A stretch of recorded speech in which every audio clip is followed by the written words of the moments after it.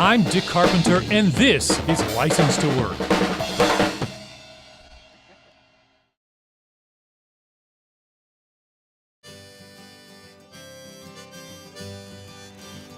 It's 1965, and a young Navy veteran and factory worker needs a side job to support his growing family. He hits upon an idea. A painting business. It takes no special training and little initial investment, only about $250.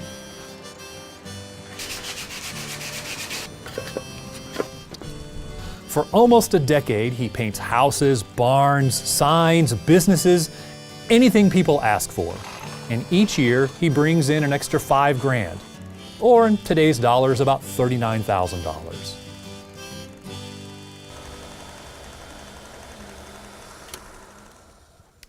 That young Navy veteran was my father. Today, if I want to do the same thing, it would not be nearly as easy. In a lot of states, I'd have to jump through multiple hoops. I would have to apprentice for up to 5 years, pass at least one examination, and pay hundreds in fees to the state before I could do the same thing and get paid. Why? Occupational licensing. Many jobs now require a government permission slip, otherwise known as an occupational license, just to work. Jobs like locksmith, shampooer, tree trimmer, florist, and hundreds of others. Working without a license can often result in significant fines and even jail time. But it wasn't always this way. In the 1950s, only about 1 in 20 workers needed a license. Today, that number is about 1 in 4. And earning a license can often require significant amounts of time and money. It's no wonder then that the issue of occupational licensing has become one of the biggest labor economics issues in the country. And it often plays out in places as simple as your neighborhood barbershop. So June, how much did it cost you to get your barber's license? Well, I think it cost me about $11,000. Oh, and how long did it take? By law, I was required to do 1,000 hours of classes. 1,000 hours in order to do this, this, and maybe this. Proponents will tell you that licensing is necessary to protect public health and safety. But is it true?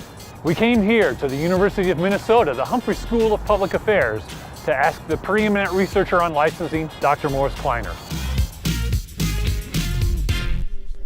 So Dr. Kleiner, how much evidence is there that licensing actually protects public health and safety? Not very much. There is some evidence, but the preponderance of the evidence suggests that it doesn't do much to protect health and safety. Well, then surely licensing must increase quality of service and weed out charlatans and quacks, right?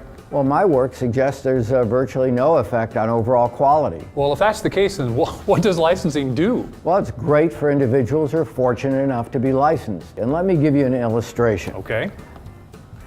If you view this circle as being an occupation, licensing serves as a fence to keep people out of the occupation. So if someone tries to get in, this fence serves as a barrier to entry. Okay, so then what's the effect? Well, licensing drives up wages and prices for those individuals who are fortunate enough to be licensed. So then people who are kept out, that means there are fewer job opportunities. That's correct, and especially for individuals who are entrepreneurs or individuals who might work for those entrepreneurs.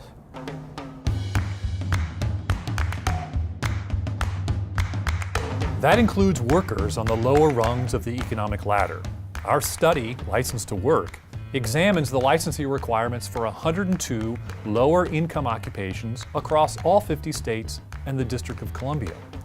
We found that breaking into these jobs takes, on average, almost a year in education and training, passing an exam, and more than $260 in fees. Of course, licensing limits job opportunities. But that's just part of the story. In future episodes, we'll discuss how licenses are often designed to protect licensees from competition, not the public. We'll explore alternatives and suggest reforms that can untangle the red tape of licensing to put more Americans back to work.